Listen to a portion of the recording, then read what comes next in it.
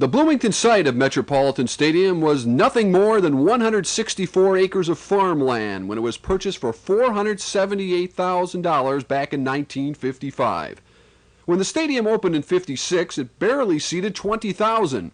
Its first tenants were the Minneapolis Millers, who up until now occupied charming Nicollet Park.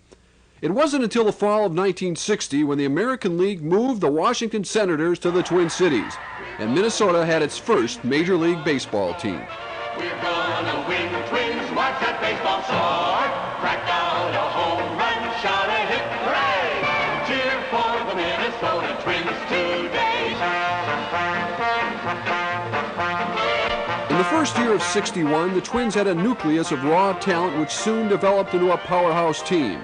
Harmon Killebrew, Bob Allison, Earl Batty, and Lenny Green were among the stars who wore those funny-looking baggy uniforms in the early '60s. The magical season of '65 tops the list of the Twins' 20 years at the Met. The Twins lost a heartbreaking 7-game series to the Dodgers, but in the process left baseball fans with memories which will be talked about years after the Twins are playing indoors. Who will ever forget Bob Allison's remarkable catch in left field off the bat of Jim Lefebvre? Radio announcer Herb Carneal has done every Twins game since 1962 and leaves Met Stadium with fond memories.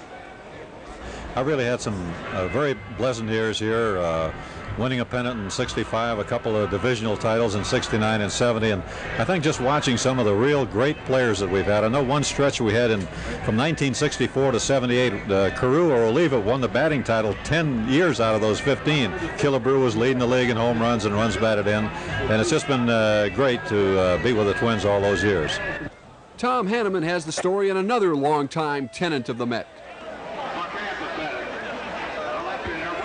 This is the travel bag that we believe Andrew Cunanan brought to Minneapolis when he arrived on April 25th. It's got his name on it. He brought his belongings in this. It's a chilling look at the handwriting of the mystery man from California, a man who looks different in every photograph and whose name is pronounced differently over the course of a 3-month manhunt. It's a story that took me across the country in search of the killer. No one knows where Andrew Cunanan is right now, and everybody is afraid that he will strike again. Andrew Cunanan leaves his hometown of San Diego saying he has some business in Minneapolis. David Mattson, a former lover and popular Minneapolis architect, picks him up at the airport Friday night. Cunanan stays with a mutual gay friend, Jeffrey Trail, seen here in a blonde wig with Cunanan. The three men end up at Mattson's loft in the North Loop on Sunday night. On Monday, neither Jeffrey Trail or David Mattson show up for work. On Tuesday, April 29th, friends are worried and call police. We knocked. Hello, it's us. Linda Elwell says they hear Mattson's dog and some whispers inside. They leave without opening the door, but there's a feeling something's not right. They ask the manager to check a few hours later. I cracked the door and opened it, looked to my left, and saw this thing wrapped in a rug that would appear to be a body. Jennifer Weiberg then and now. There was blood all over. I remember seeing dark hair sticking out of the top of the carpet, later mentioning that it didn't look like David's hair. After some confusion about who in fact has been brutally beaten to death with a hammer, police identify the victim as Jeffrey Trail. It is from the moment of Jeffrey Trail's brutal murder that one of the most profound mysteries of Andrew Cunanan's bloody rampage begins. Investigators say Cunanan and Mattson spend the next 5 days together. The first 2 of those days inside the apartment with Jeffrey Trail's decaying body. But they now believe that Mattson was being held hostage with a gun Andrew Cunanan had stolen from Jeffrey Trail.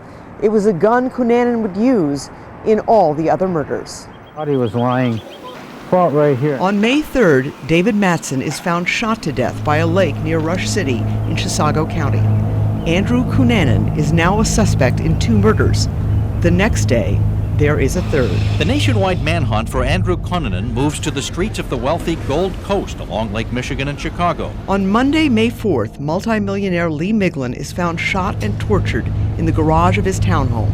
Around the corner, police find a red Jeep Cherokee with Minnesota plates.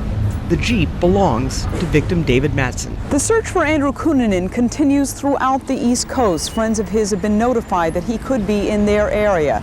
But exactly which city, exactly where, no one knows for sure. On May 9th, there's another victim. Now here in New Jersey, authorities let us this evening get a closer look at the murder scene that claimed the life of last night's victim. William Reese is a caretaker at a Civil War cemetery in New Jersey. Cunanan takes Reese's life for a new getaway car. He is now on the FBI's 10 most wanted list. Investigators would later determine Cunanan is hiding in plain sight for the next 2 months in Miami's South Beach. Then on July 15th, Versace is gunned down. Here in Miami, they are continuing to mourn the death of Gianni Versace, gathering in front of the home where he was gunned down yesterday. Across the street, the world media is gathered to cover the death and the suspect, Andrew Cunanan. This guy knows we're after him, and he knows he's being sought, and I don't know that I think the end result's going to end up either he's going to commit suicide or he's going to end up in a shootout with the police. Lieutenant Dale Barsness is the head of homicide for Minneapolis Police. His prediction turns out to be true. 8 days after the Versace murder, Cunanan commits suicide in a nearby houseboat. 20 years later, Barsness is haunted by the question why. He definitely wanted to reestablish a relationship with David Mattson. Lieutenant Barsness believes the killing spree was triggered when Cunanan, who had bought a one-way ticket to Minneapolis, was rejected by Mattson that weekend. Barsness thinks Cunanan became enraged, beating Trail to death and holding Mattson captive. He was terrified of this guy, especially when he saw what he did to Jeffrey Trail. Barsness insists law enforcement here and across the country did all they could at the time. I mean, I don't know what else we could have done. But friends of David Mattson say there were early missteps in the investigation. Remember the black bag with Cunanan's name tagged? It was kind of embarrassing to me. Minneapolis Lieutenant Robert Titchich admits for days he hadn't bothered to look at the tag, never seeing it actually bared Andrew Cunanan's name. Investigators also missed a pair of bloody jeans. Apartment manager Jennifer Weiberg found them days later after police had processed the scene. At the time, I thought it was pretty pathetic. And then there is the moment early on when Mattson went missing. His friends went to the loft with police but didn't enter over concerns officers would kill his beloved Dalmatian if it attacked. Convinced they heard whispers, they wonder if Mattson and Cunanan were still there. Perhaps a missed opportunity to stop a serial killer's spree before it started. If the two officers and I had made a different decision, we could have maybe saved David's life and Lee's and William Reese's and Gianni Versace's, but we'll never know that now. And that's the hard part.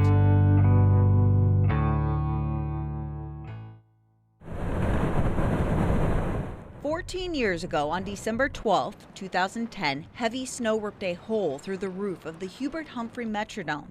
This was due to the 5th largest snowstorm on record for the Twin Cities since 1891.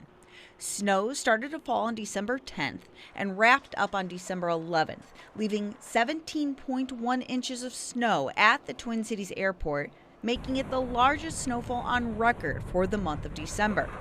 A major cleanup and repair effort went underway immediately to fix the roof. You have to relieve some of that weight off of those panels. So they're working on that. They have various methods to melt it and vacuum the water off.